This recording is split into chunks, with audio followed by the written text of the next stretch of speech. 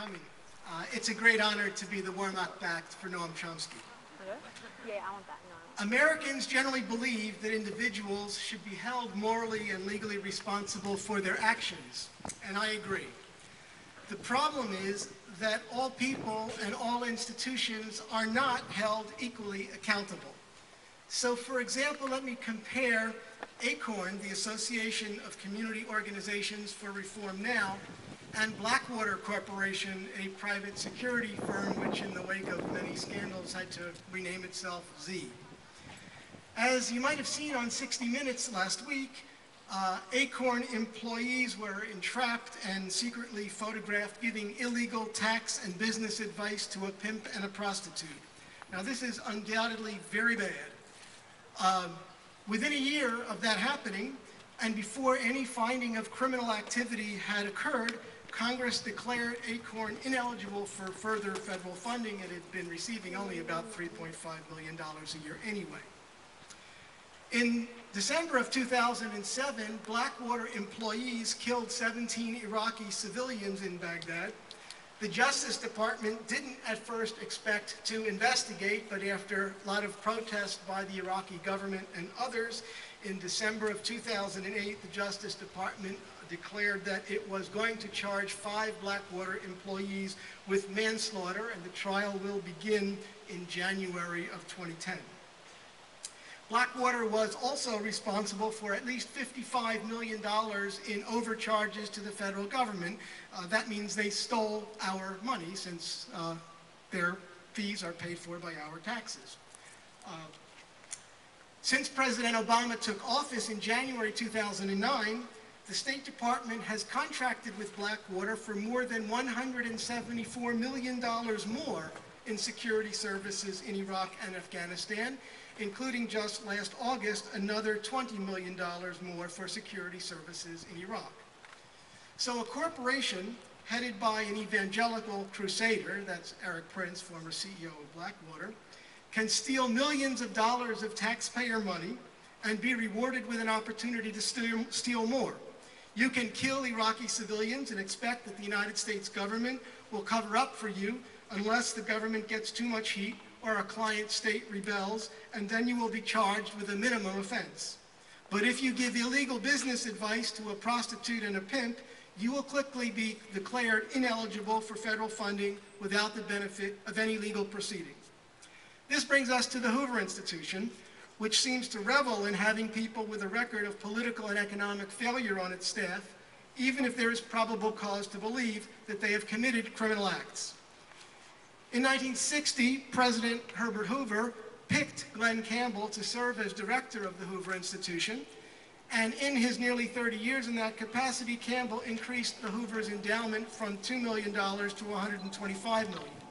And one of Campbell's great achievements was to bring the late Professor Milton Friedman, who won the Nobel Prize in Economics in 1976, to the Hoover Institution as a fellow in 1977, and he served in that capacity until he passed away in 2006.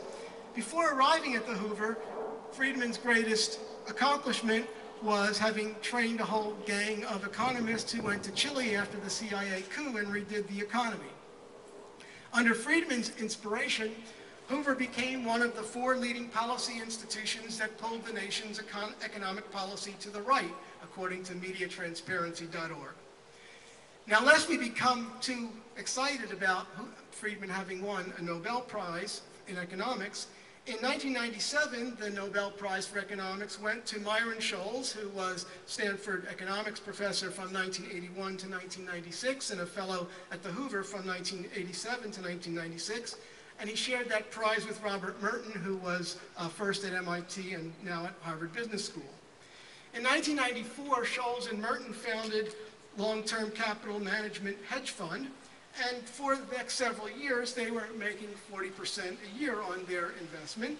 But after the 1997 East Asian financial crisis, Long-Term Capital Management lost $4.6 billion in less than 4 months, and the New York Federal Reserve Bank had to bail them out. That didn't deter Scholes, because just a few years later, he became a co-founder of Platinum Grove Contingent Master Hedge contingent masterhead fund with another one of the long-term capital management partners. Between January and October 15th of 2008, they lost 38% of their capital and temporarily had to halt investor withdrawals.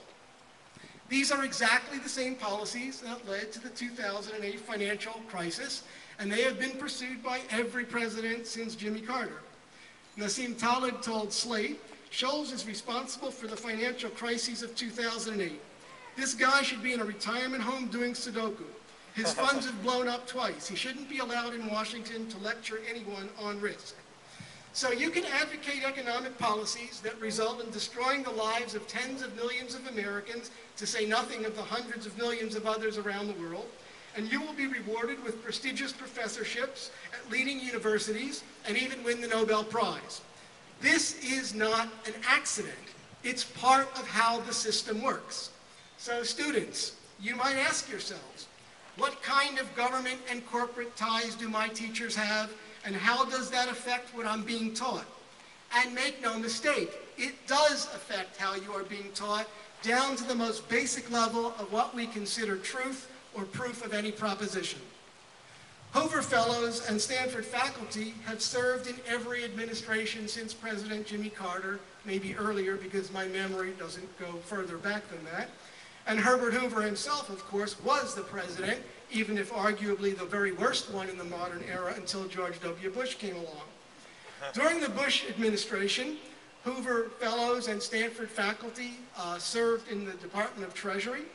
Gail Norton, Hoover Fellow, served as Secretary of Interior from 2001 to 2006.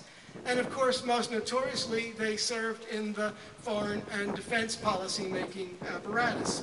The most well-known of the Hooverites to have been in that Bush administration in those capacities are Donald Rumsfeld, who, thanks to the good work of Stanford Says No to War, didn't stay around very long.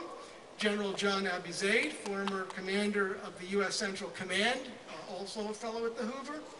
And of course, we know who among us also served in the Department of State, the National Security Council, and so on.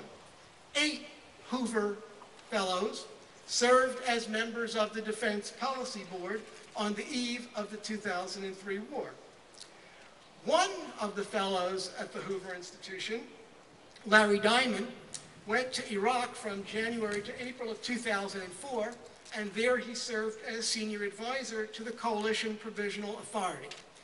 Larry Diamond is the only fellow at the Hoover Institution who served in the Bush administration who has publicly said that what the Bush administration did in Iraq was wrong. You can read about it in his book, Squandered Victory.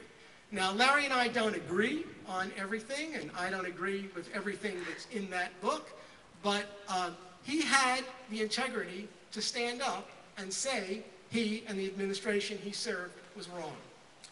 Now, I want to be very clear that I fully support the right of any faculty member at Stanford or elsewhere to speak, to teach, and publish freely and without any interference or limitations. But perhaps, after a record of major policy failures, one ought not to be invited to advise the government, and one ought not to be considered an academic superstar. And if that policy failure is relevant to what one teaches at a university, students should beware that you may be receiving damaged goods. And if that policy failure involves probable criminal activity that is relevant to a professor's academic expertise, for example, Professor John Yoo at UC Bolt Law School authored several memos that appeared to legalize torture and recommend other violations of U.S. and international law, memos that were endorsed by members of the Stanford faculty. Then and only then, a university administration has a right, indeed a duty, to ask whether such a professor is qualified to remain on the faculty. Thank you very much.